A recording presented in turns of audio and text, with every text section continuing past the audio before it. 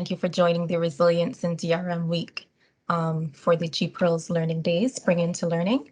As you may already know, because you may have already attended some sessions, in lieu of our annual Learning Week, we're providing space and time for you to learn at your own pace, as well as to participate in any of the GSG weeks for technical learning on various topics. So these scheduled sessions throughout the learning days have been divided into 6 weeks or 30 days that align with the 6 GSGs. The learning catalog that has been disseminated over the last few days also highlights over 200 archived technical sessions that were delivered over the past couple of years. And in case you missed them, these webinars and of course the learning catalog can be available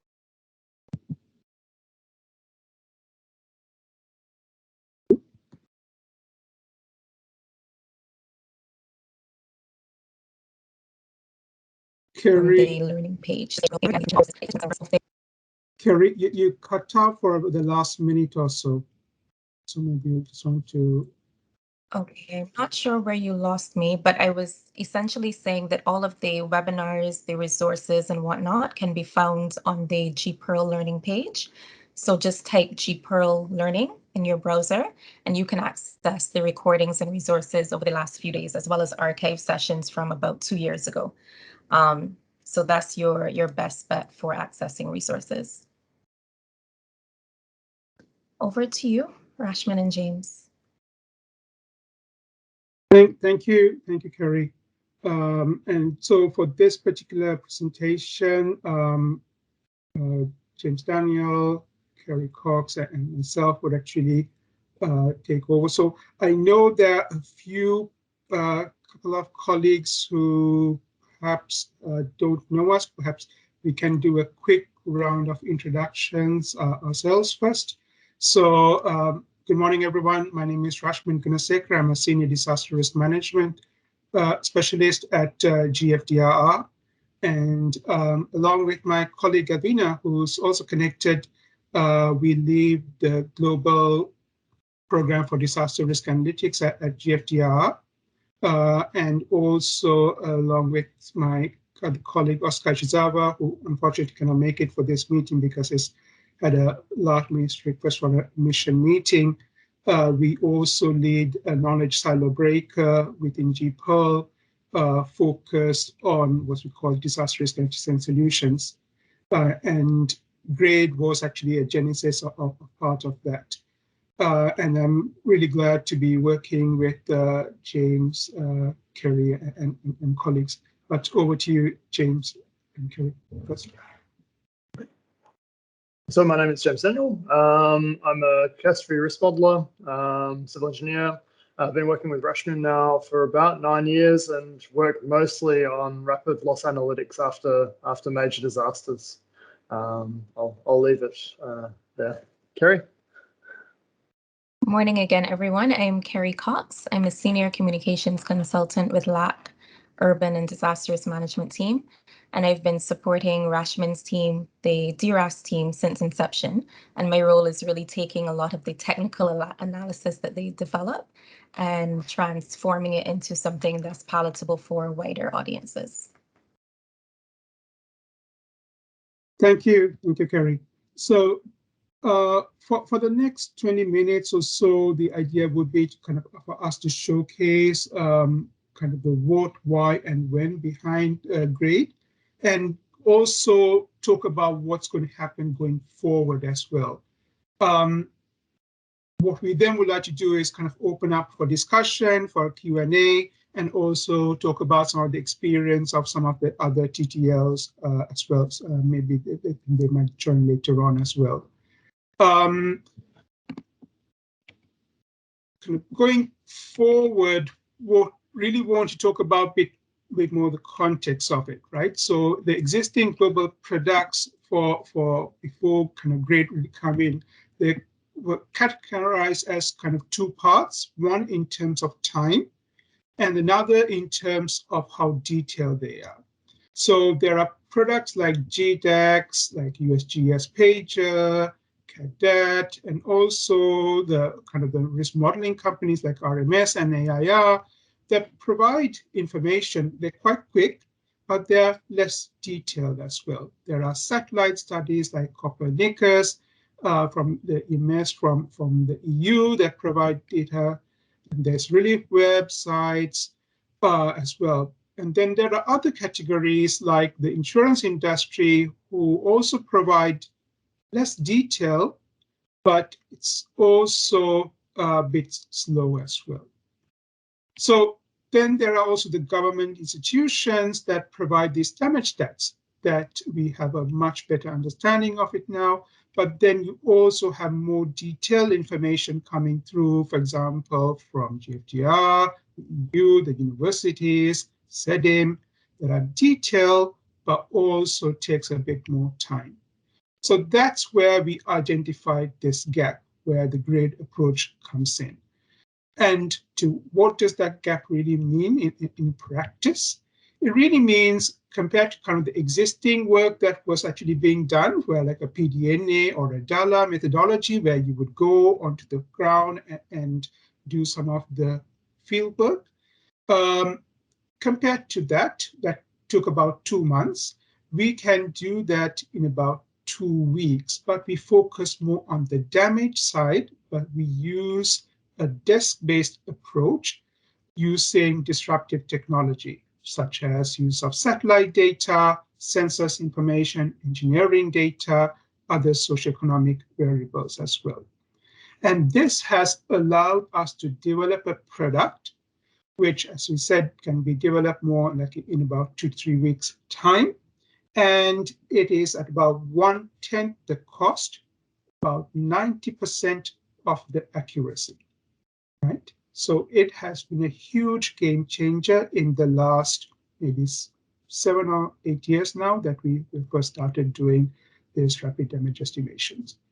But these rapid damage estimations are really a combination of 3 different parts. They're a combination of catastrophe risk modeling, reported damage statistics for soon after a disaster when the government actually starts releasing the damage stats, as well as kind of the historical data themselves.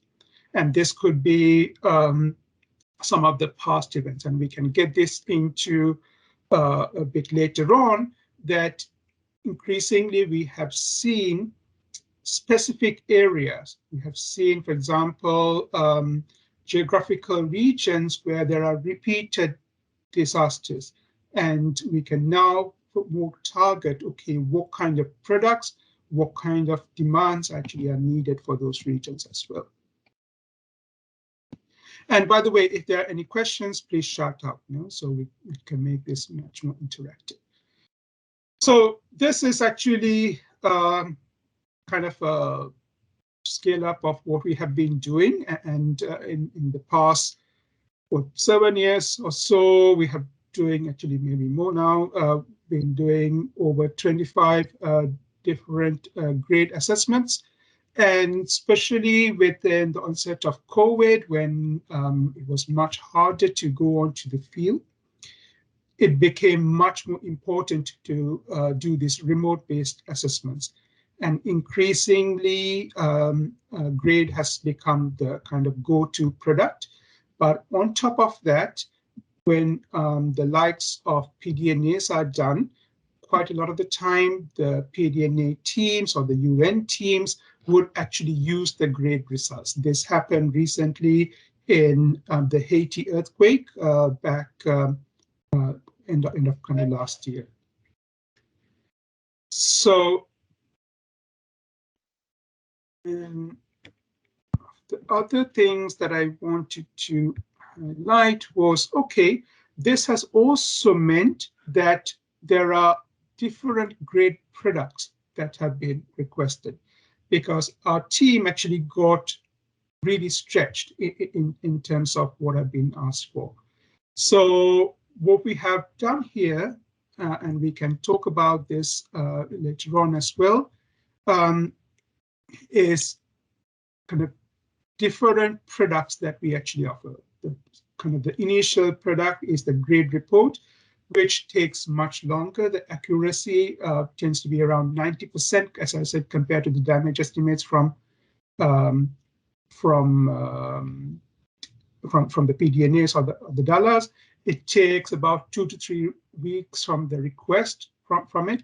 And this timeline is also needs to be considered because for things like floods to stabilize. For floods, it takes longer because the flood needs to the damage stats from the floods need to stabilize as well. For earthquake, that timeline is actually much shorter. And that's why we also have this data cutoff time. So after 10 days, we stop collecting a lot of the data because we need to do some of this other work. The cost is around 50K. And some recent examples for Tonga, we recently did, this was widely publicized, and we just completed the Madagascar grade report as well. And this Madagascar grade report, for example, will inform the crisis response window facility. So increasingly, the crisis response window, for those of you in the bank, is for either countries, it can access funds. The TTS can actually access funds, but you need to submit some of the reports. A key part of it is saying that how big the magnitude of the event is and the impacts of the different sectors. And to do that, CRW has been accepting the grade report, and they identified that as a credible source of information. And this has also helped with the client engagement in Malawi. For example, in the last couple of weeks, we had the discussion not only with our CMU colleagues at the country manager level, but also helps in the Tonga case to have the discussions with the multilateral agencies as well. And then it informs follow-up ERLs or other World Bank funded projects as well.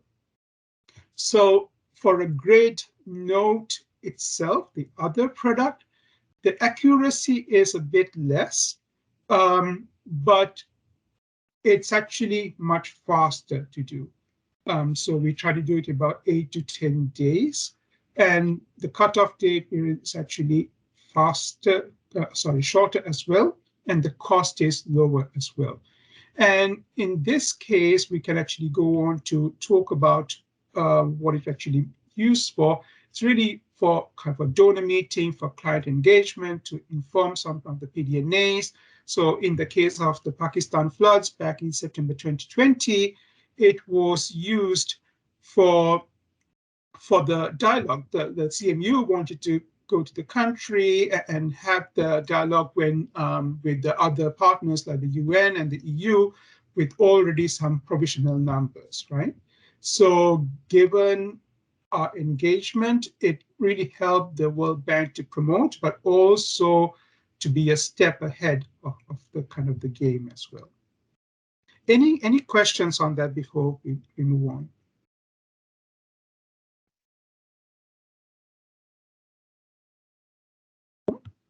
I don't see any questions. James, Kerry, anything? No? No questions. Okay, cool. So in the decision-making process, what does the workflow kind of look like? A lot of the time, and this is really from the TTL's perspective, it's regarding on when to kind of request the grade.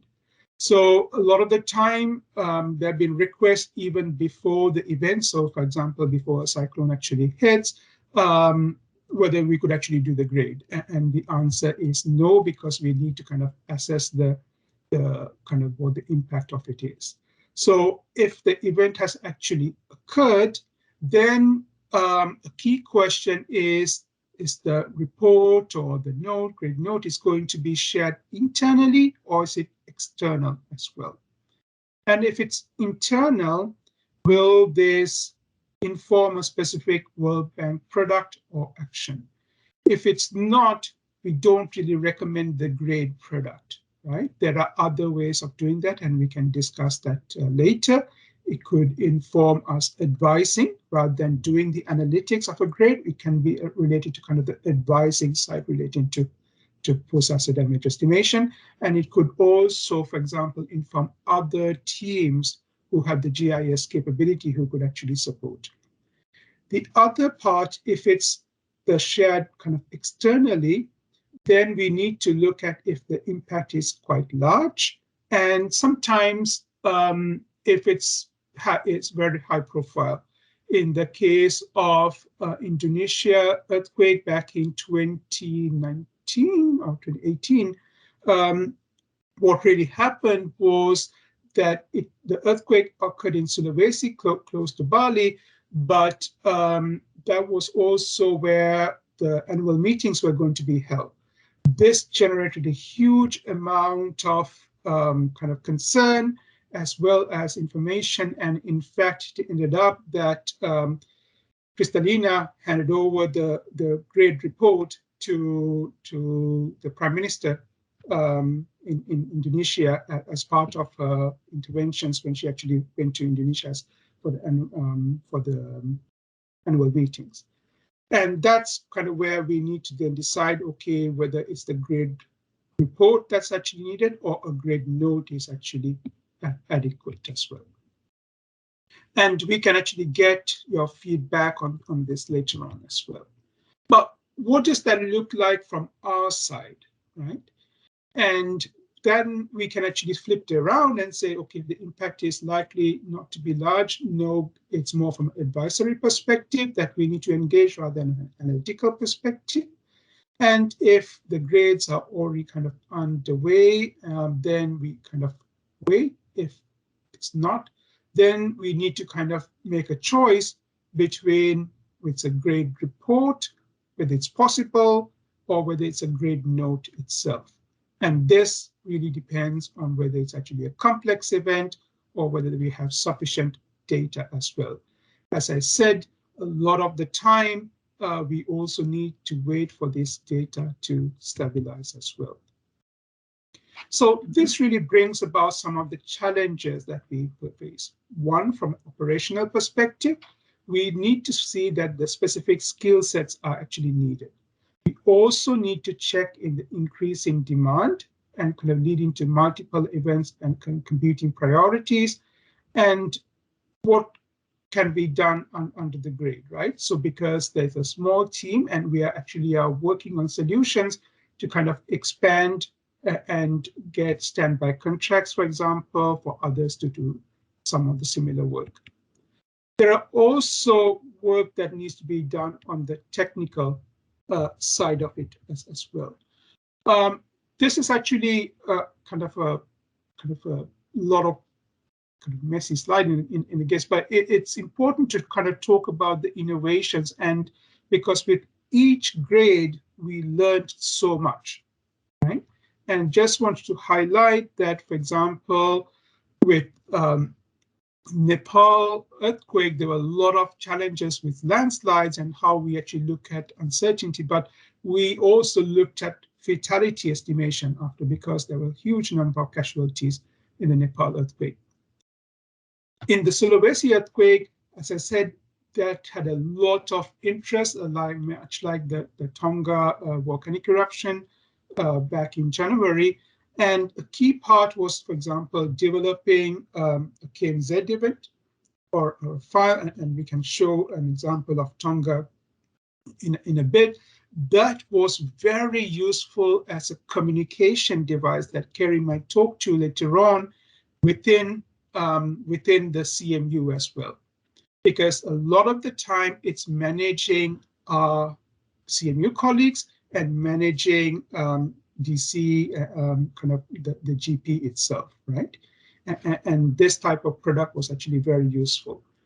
And it's also about what kind of hazards that we would actually be covering. For example, back in 2018, we looked at the tsunami ground shaking side of it as well.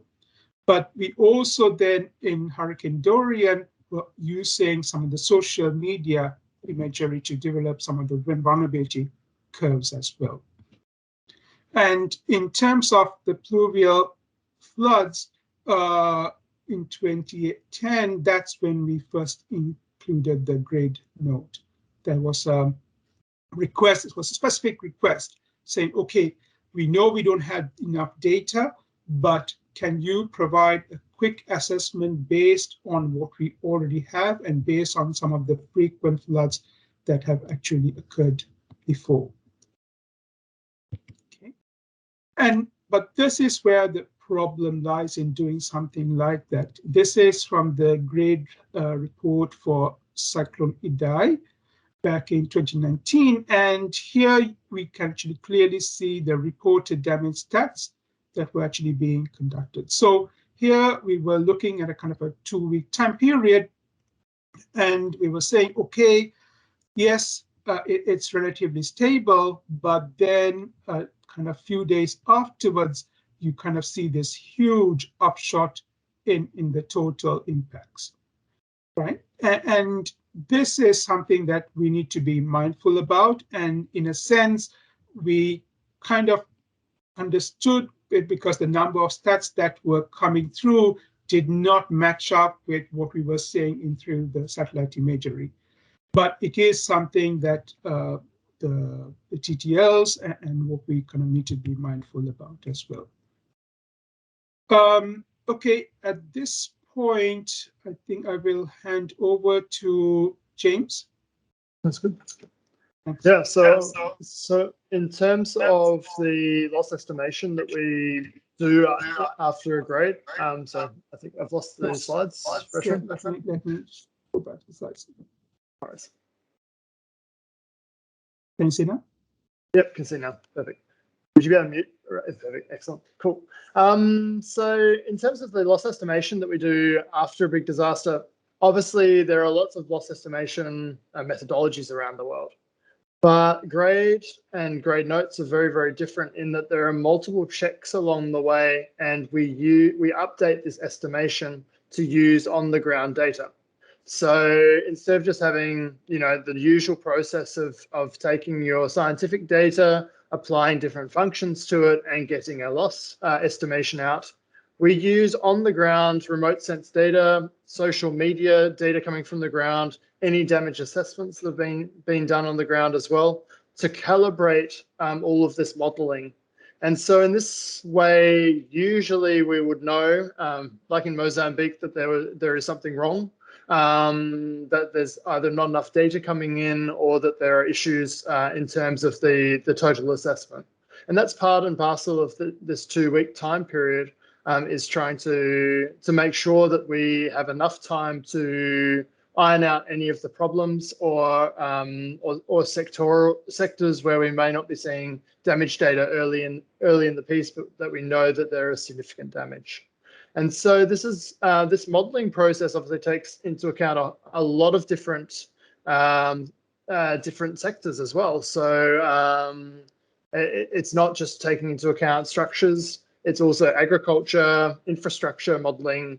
And this is where obviously there's a lot that we need to, if we're going to expand this, there's a lot of training that needs to be done to explain these types of processes and the processes that we use. And so the first one is working out sort of focal points, and then that the TTLs can be trained and organize client workshops if need be to understand the grade. But also that we're looking, and we've got some external collaborations with universities around the world, where we are testing whether it is possible for parts of a grade process to be done by these universities, or certain parts of the process. So whether it's just the hazard modeling aspects or integrating in certain social media runs or different things like this. Of course, we also collaborate with a lot of the data sets, or the people behind the data sets. So NASA, CEOS, UNISAT, USGS, and also in the private sector as well, to look at, what can we use anywhere around the world that is rapidly available, which is of high quality, and that can make our life easier when we're doing this analysis. And obviously in the next iteration, we want to strengthen this use of the social media and the dynamic data aspects. And so the new approach really means that we want to pre-prepare, and we have been pre-preparing ingredients or data sets for grades. And so making sure that we have all of the economic values, capital stock estimates, damage ratios from previous events ready to go, so that we can reduce that busy work at the start of a grade and concentrate on some of the more difficult aspects, because every disaster is different, and often there's multiple hazards that are occurring. And in terms of increasing grade assessment capability by adopting sort of government collaborations as well is extremely important, and also regional collaborations with SPC in the Pacific we've been doing as well, and we want to increase this in the future. Thanks. Yep. James, if I can just mention about the CSRO stuff. So yeah, the CRC is basically the Committee for Earth Observation Satellites, and it's a recovery observatory. And what they're trying to do is bring together the likes of the European Space Agency, NASA, the other kind of remote sensing data kind of specialists as well. And our role within that is that they're using grade as a kind of a barometer. So we just provide the first initial damage estimation, and on top of that, they would actually say, okay, based on what we have been doing, or they will include that in their response to and working with the countries, such as they kind of deployed in the Haiti after the Haiti earthquake, but also in terms of the work in Nicaragua and Honduras after Hurricanes Eta and Iota. So this was very important because there's the tripartite agreement between the UN, the World Bank, and the EU. So from the World Bank side, grade is kind of the de facto product that's actually being used. Thanks. And we've also got a question from Ronette asking about, can you say a bit more about the social media data used? Well, yeah, in terms of the social media data that we use after big events, it's on one side is the hazard side. So where we're unsure of, flood heights or wind speeds, getting in data from Twitter via the Global Flood Monitor. We have Jens de Bruin as part of the team who's developed some quite complex sort of Twitter feed analysis. But then also a lot of subnational government agencies release over Facebook or Twitter or Telegram before any other source. So they may not release on their official websites. They may not release over Relief Web, but you'll have the ministers and other people releasing on Facebook very important bits of information, photographs of the damage statistics. And so we are collecting all of these feeds, double checking that it's correct. And if need be, also responding back to the people who are posting it to check and verify. But yes, and then we put this into the analysis. So in the case of I think nearly every disaster, actually, there's been at least 3 or 4 good data sets coming from the ground, which are official data, but again, only coming over social media, which is obviously means that we're able to hone in on what is real, I suppose, in terms of the losses as quickly as possible. I hope that explains it a bit, Ronette. Cool. Okay. Excellent. Okay, so we might move on to the next slide, Rashmin, if that's all right. Cool. Yeah. So just wanted to go through what a grade workshop for the World Bank looks like. So if so you get an idea of what we would run through with clients or in training. So in terms of going through the key steps of grades and data sets, we also then show what is the calculation process, one for the grade note and also one for the full grade. We talk about data acquisition and historical benchmarking. Now, historical benchmarking is extremely important for our analysis. We have a lot of data ourselves, so either through CatDat, that's my database, but also a lot of other databases, government databases around the world. And we find that these checks against what has happened historically are extremely important to make sure that the loss estimates are reasonable.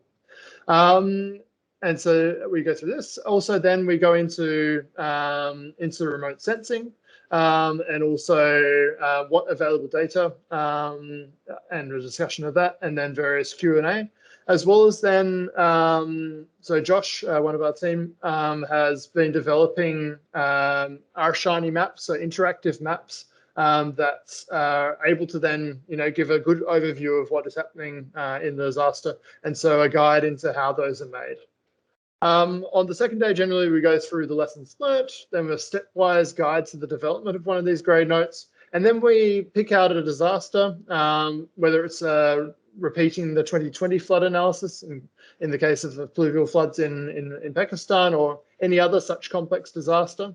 And then going a bit into the discussion of do's and don'ts and these types of things. So hopefully that gives you a little idea.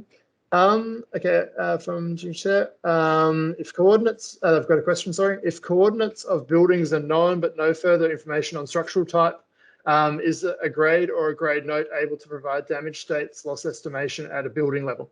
No, so there's in terms of our analysis, we generally never do it on a building level. Even after a disaster, those assessments generally, it's very, very difficult. I mean, within 2 weeks, there's usually no assessment that will give you reasonable damage ratios at a building level. Generally, you'll have either damaged or destroyed, but then this could mean a loss ratio somewhere between 40% and 100% for your destroyed, or even less than 40%. And for your damaged buildings, it could be anywhere from 0 up to 100%.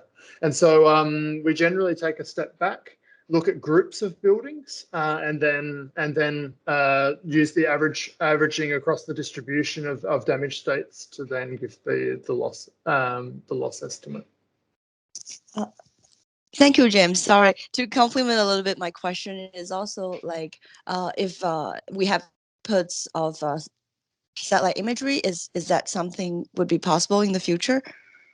Also, probably not, unfortunately. So although satellite imagery can do a lot of things, drone imagery as well, even as a structural engineer, and Josh is probably the best one, or Tony, in terms of going into locations after big disasters and trying to assess what has happened to a structure, it's virtually impossible for a single structure to get at a decent damage ratio.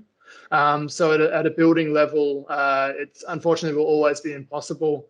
There's a good example from many different past events, but mostly if you're looking from the top, you'll only hit about 20% accuracy in terms of damage ratios, or actually picking the damage state. If you go to drone imagery, you're looking at around about the 50% mark. But there's unfortunately, I doubt we will ever get to the level of being able to do it building by building at a high enough quality versus the uncertainties. And of course, it's not just buildings we look at infrastructure, we look at agriculture and a lot of other sectors. And so it's the integration of these as well. Thank you, James. That's clear. No worries. Okay, so I might just show very, very quickly an example of another product that we do in each case, which is sorry. Yep. Can I just say one thing about that? Yeah, sure. Workshop? So the workshop was basically was a result of a request from some of the TTLs from the region, and they said, okay, look, you guys are stretched out, so can you build the capacity within our team to, for example, to do a grade note? So that's where the idea of the workshop actually came about. So we say, okay, these are the types of steps the TTLs and the consultants within the regions could actually then take on to develop some of the work. So that's how it actually came up. And actually, Armando is connected as well. Hi, Armando. I know that we were actually working on some of the Pakistan ones when this whole discussion first kicked off. So thanks for joining. But sorry, James, go ahead. No worries. Hopefully you can see my screen a little bit. Okay, so that seems to be working. So this is and I won't go through the whole thing, but this is an example of what we did after Tonga, and we've done this after Palu and a couple of the other events as well. And it's putting together all of the different imagery, all the different damage statistics that are around the place to try and explain what is going on in each location. And this, we find that this gives a good overview, as well as a very, very quick overview for anybody who hasn't been following the news, and also for people who have been following the news and want to get a quick overview of where the damage is occurring. Now, generally, or one of the team, my colleagues will be talking over this and explaining what is going on, where the damage is, what the damage ratios are, and so forth at each of these locations. And so we sort of go around and explain the hazard side of things, but also then some of the damage that is seen, and then going through to the final loss estimates. We generally explain a lot from either showing the verification of what we've done in terms of UNOSAT pictures or on the ground social media data, videos even along the way in terms of some of the, if there's videos from the ground, just trying to show and verify those damage ratios and the damage that, estimation that we've been doing. And so we found that this is an effective way of getting across sort of a very quick overview in a very short amount of time. Okay, I might stop there and hand across to Kerry, I think. Sure, thank you, James. Rashman, can you pull back up the slides, please?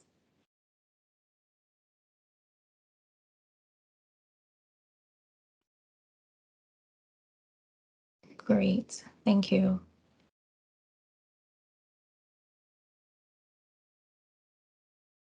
You may want to touch on this particular report first before we head into the communications. This is fine, Kerry. Yeah. Oh, you. Okay, great. So the team's work doesn't just stop at the analysis that is conducted, but the communication is a vital part of it as well. And just as there are different grade products that can be developed based on the event, the impact, the available data, there are also various communications products that we develop based on the needs of the stakeholders that we need to communicate the results to. And these products are often tailored in terms of the complexity and the technical nature of the audiences that we're working with. So we usually start with the grade report, which many of you may have come across at some point. And this is really a summary, a compilation of the teams of the event, the analysis, the methodology, and the significant findings.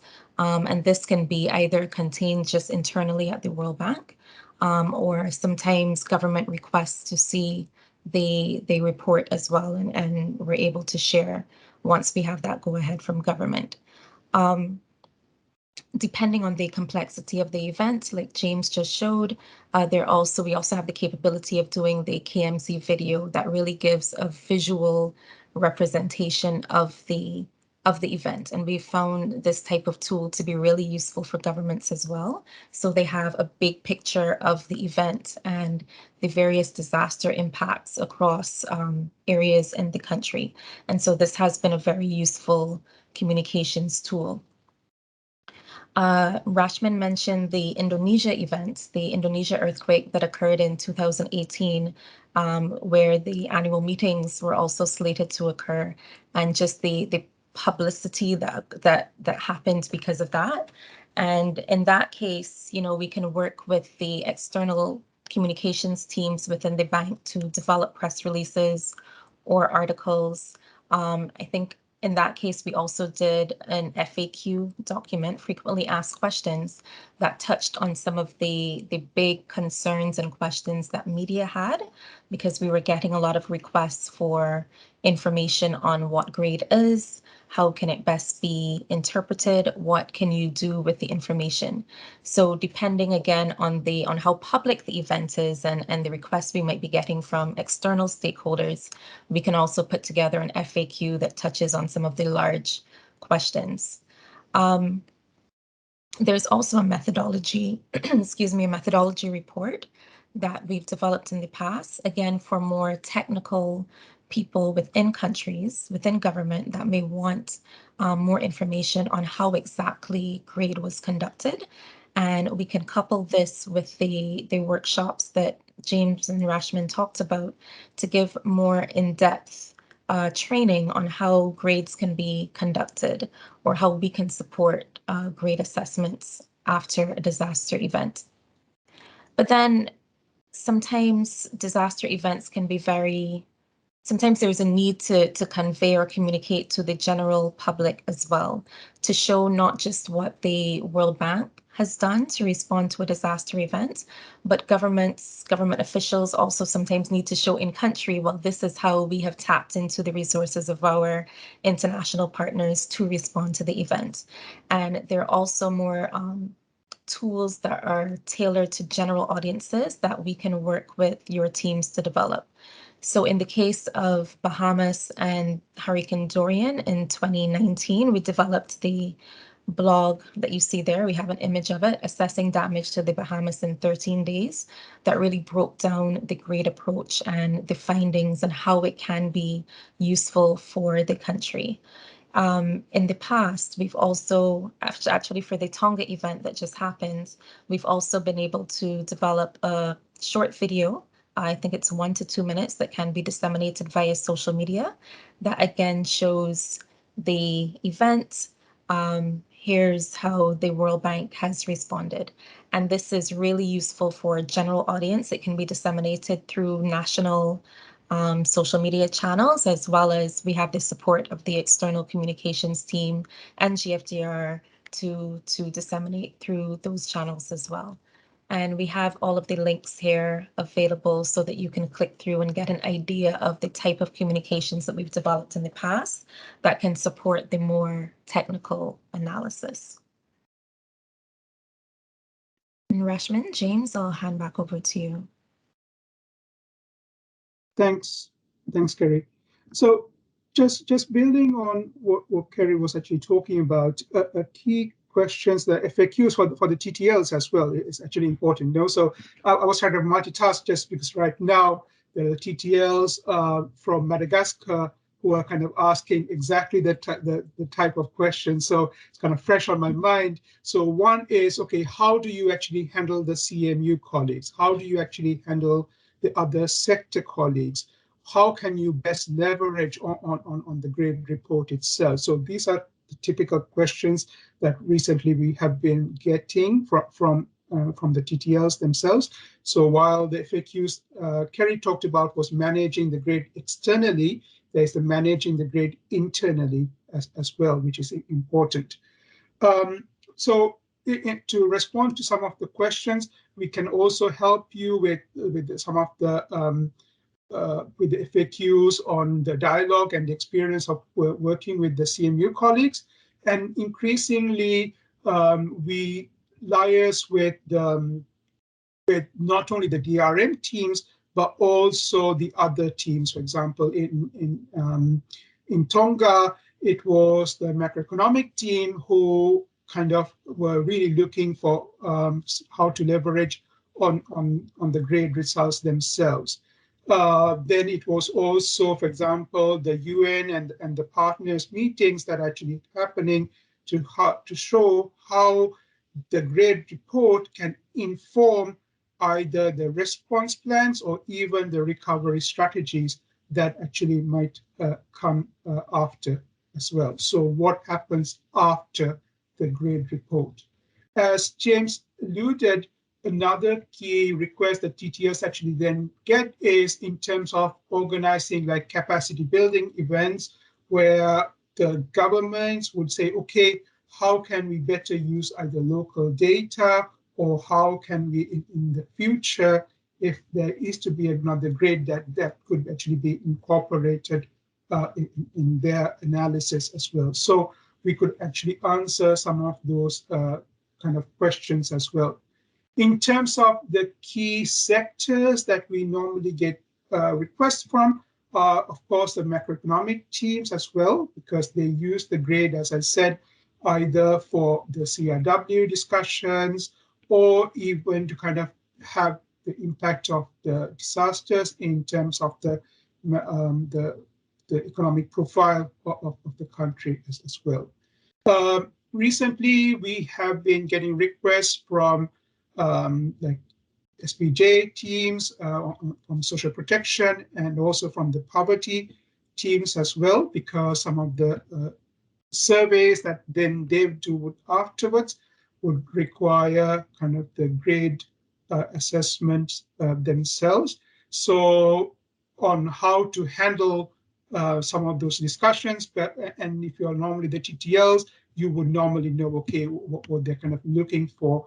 But sometimes the junior TTLs, but also some of the consultants, they come to us to kind of look at the experience from the other regions and how it was actually handled as well. Because the grade has been used in LAC, in EAP, ECA, and also in kind of Africa as well. So been operating in kind of most of the other regions, but also kind of have the history of it as well. I think that's about it that actually have. Anything else that I have forgotten? Anything else that I could discuss? I might just repeat a question from the from Chisha again. So another question: would it be possible to also assess damages due to man-made disasters like conflicts? And I answer just for the people who don't have chat. That yes, but only the capital portion. So really the capital, but not the flows associated with these events. But within the World Bank, we've only focused on natural catastrophes in the grade methodology so far. But the methodology itself has been applied in nuclear disasters during Tohoku 2011. So before that, power outages, explosions, and also conflicts with capital damages, and it works for those if need be. But really the capital side. Yeah, there is also on the man-made side, for example, there is other groups who have done similar work. So there is the DNA approach that the World Bank already has that been looking into some of the work, but also we've been looking into in terms of future development of using kind of transient kind of mobility patterns as well, right? So there's some of the work from GFDRR that has been worked on it as well, but this is kind of important in some of the other work that we have been looking into as well, and we kind of looked at it under the volcanic eruption in St. Vincent when we looked at, okay, the difference in population movement as well. I hope that's helpful. Okay. Any questions? Good answer. Just to note that I've placed a link to a survey in the chat. So if you have a few minutes, please complete. This is on the session, the usefulness of it, and the GPRL learning team is just trying to get your feedback after each of the spring session days. So knowing how useful it is for you and how you can potentially apply this going forward would be great for the team. Thank you. Actually, I see Juan Pablo connected. Hello, Juan Pablo. Thank you so much for joining. Just so that Juan Pablo was, when we were doing the grade assessment for Guatemala after the volcanic eruption, he was actually the head of the National Disaster Risk Management Agency as well. Hola, Juan Pablo. Thank you for joining. Do you have any comments, anything you'd like to say? Only thank you for share this invitation, and I am approach many of your knowledge. Thank you. No worries, no worries. Thank you, Juan Pablo. Actually, one of the things that with Juan Pablo we were kind of talking about as well was about vulnerability, right? So we were kind of, with Jenge, we were kind of talking about vulnerability. And what Juan Pablo wanted to do was using the great knowledge to see how that could be institutionalized after the grade, right? So in the case of Guatemala, we were working with the TTLs to develop like a workshop, and there was a series of in-country meetings that actually happened after the grade itself, and also that led to the kind of the PDNA that followed as well. Maybe, James, you can quickly explain about the databases, that going forward, that what we are also doing is development of these databases as well. Of course. Yep, no worries. So in terms of the databases that we're currently building, from all of the previous post-disaster needs assessments, we've been extracting all of the unit costs of construction for each of the damaged assets around the world. But also from other analyses, not just the post-disaster needs assessments, but there's a lot of sectoral assessments that are done outside of the PDNA system. There's a lot of unit costs of construction around the world, and we're putting this all together so that when we get damage statistics in, and depending on where they are in each of the countries, because obviously this differs across a country as well, that we will be able to hopefully, in quite a few cases, have a quick estimate that can come out from this data, and it also feeds into the grade note as well as into the grade assessment. We're still continuing on doing analysis for different sectors. So we've tackled on natural asset side as well as on transport side, and slowly going through each of the sectors and making sure that we're building up these databases, as well as on the historical side. So collecting a lot more information on historic disasters. And of course, there's a lot of databases out there, but even then, there's a lot that can be done on this side. So for Madagascar, going back into the archives and into some of the past events, we saw that at least 7 seasons have occurred in the last 60 years of greater magnitude than this one, even in terms of the number of damaging events coming across Madagascar. So far, we've had 5 cyclones going across, but this is quite a normal state of affairs. And it's just going back and making sure that we have this information, have the adjusted losses for today's terms, and then we see that these types of events may occur more often than we think, and this is an important thing on itself. Rashman? Thanks, James. That's brilliant. Just also kind of a caution side, so while we focus on the damage side, currently we don't focus on the needs side, right? So, or the losses side of it, of the argument. So we don't capture, for example, the impact of loss of production or the loss of business interruption, etc.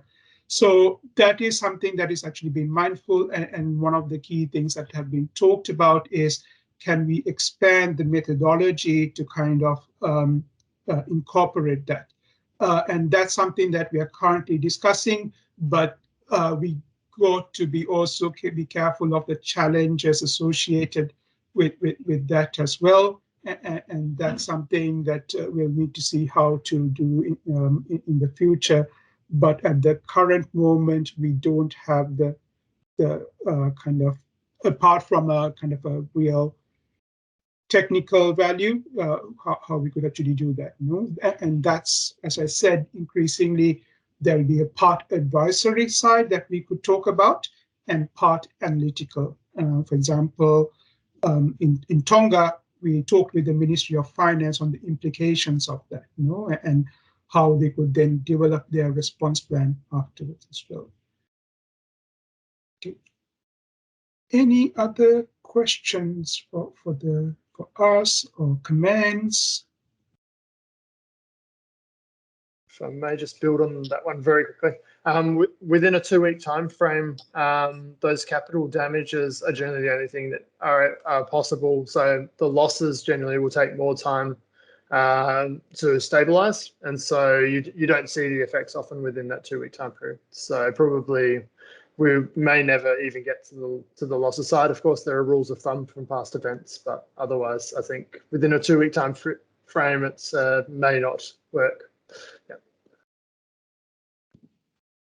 Great. I guess one other final point is from the donor side as well. So from the donor side, increasingly, this has been very useful as a tool for them to have an idea about the magnitude of the damage and how they could react as well. So just wanted to kind of highlight that particular part. Anyone else? There are some questions for us. I think we're almost out of time anyway, so just want to say thank you so much. It's a real pleasure to give this presentation. Kerry, I know you already shared the survey link as well, and that's it. Erica, anything that you want to say on your side before we wrap up?